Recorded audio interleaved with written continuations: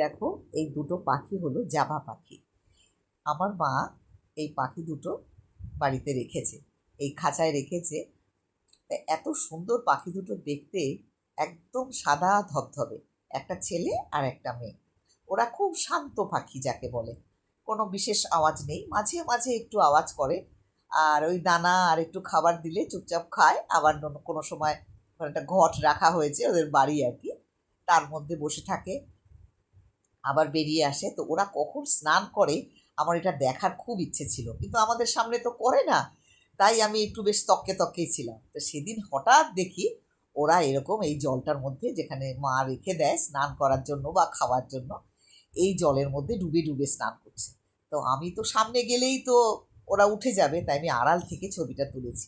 এত সুন্দর লাগছিল দেখতে, যে একদম ডুবে ডুবে মাথা ঝাঁকিয়ে ঝাঁকিয়ে স্নান করছে, চমৎকার লাগছিল দেখতে। আবার স্নান করছে, আবার এদিক ওদিক তাকাচ্ছে, যদি কেউ তার স্নান দেখে ফেলে, এইরকম আর কি।